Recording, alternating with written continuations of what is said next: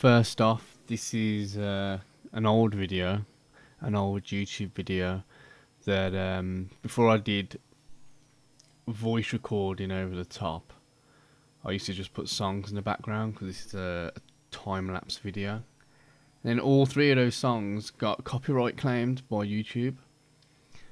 So I'm just going to do a voiceover instead.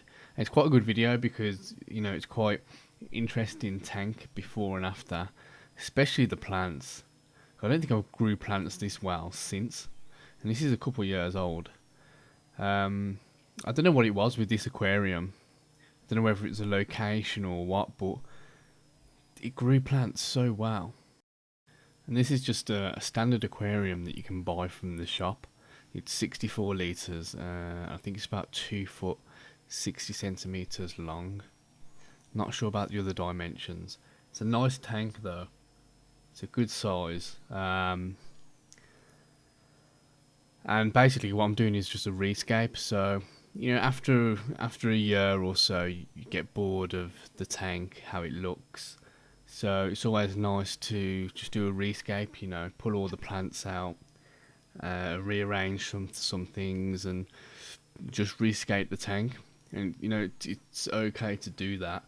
Like in this tank, the plants are doing really well, the fish are doing really well. There's no, I didn't really have to change it, but like I said, if you get bored of the tank or whatever, do a rescape, freshen it up, and you'll get interested in it again. But yeah, with this tank, just plants do so well, and I'm using no fertilizers, no expensive lights. It's literally just plain black gravel. I think it's actually plain black sand actually in the bottom, and a few root tabs, and that's all I used. I think it might have got a little bit of natural sunlight as well. Maybe that's why it did so well, but I don't know. Nothing special going on here, but all the plants just grow so well. I still have this tank, but I don't have it set up. And I'm just doing the rescape because it's quite overgrown. So I thought, here's an opportunity to just pull it all apart and redo it. I had something in mind at the time, I'm sure.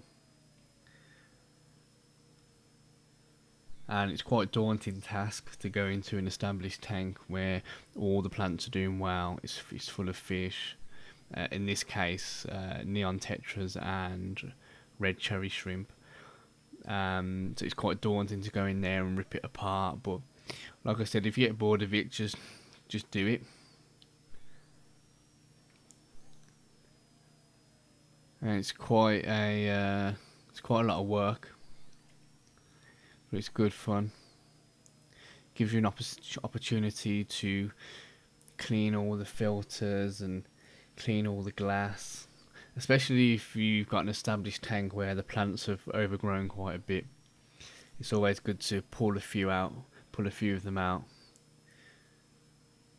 and give it a good trimming. So I was a bit worried about the shrimp and the small neon tetras in this tank with the water clouding up like it is here, but they were all fine. They get a big water change as well. So I stripped the tank back, just the gravel. I didn't even take the gravel out, just leave that in there. Maybe do gravel vac. Clean the filter, clean the glass. It's just a bare tank now, starting from scratch.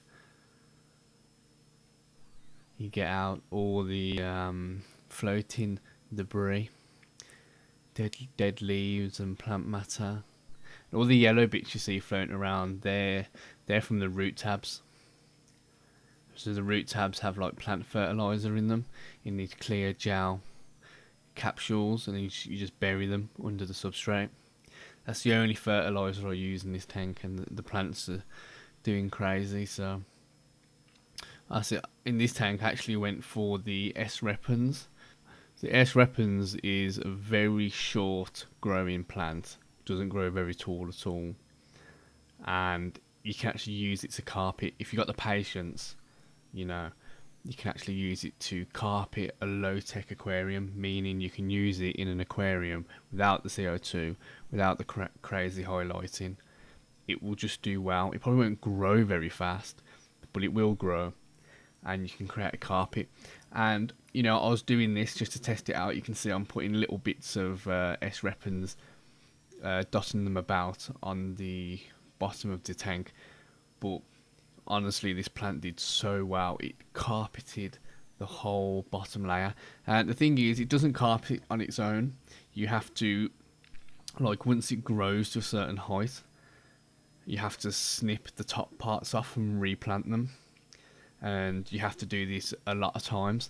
But every time all the S-Repens grows to a certain height, you snip the tops off, replant them, and then you're doubling the surface of the aquarium with the S-Repens because you're just duplicating all of them. And if you do this, you know, 3, 4, 5, 6 times, you can carpet the bottom of the aquarium very easily. So obviously I've put these in now, and they're a bit scraggly because they're new. They haven't taken to the tank. They don't look great. But once they take, and then once they start growing, you snip the tops off. I'll just use my finger now. Just snip the tops off and replant them. And you can imagine I had this like this now. Within a few months, it was carpeted. It takes a lot of work to carpet the tank with the S-Repens, but if you just have some patience, it can look really, really good in the end. I had a big Amazon sword in the middle. It does really well. I love Amazon swords. Really fills the tank. So I actually found some footage of what the S-Repens eventually look like in this video, and it took me back actually. I didn't realise how good it actually did look at the time, and I'm quite jealous of this aquarium that was done in 2018.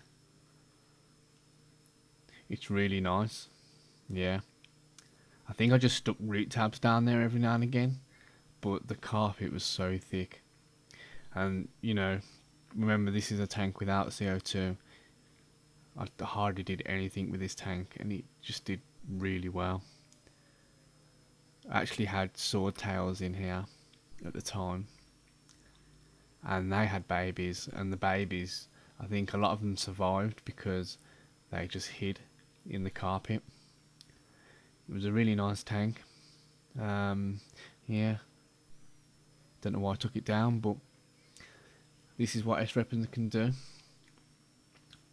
So I thought I'd just talk over this video that I created a couple of years ago, as it got copyright striked for the music I used, which at the time did say copyright free. But yeah, I hope you enjoyed the explanation of this video, of this tank, and the rescape that I did. Thank you for watching.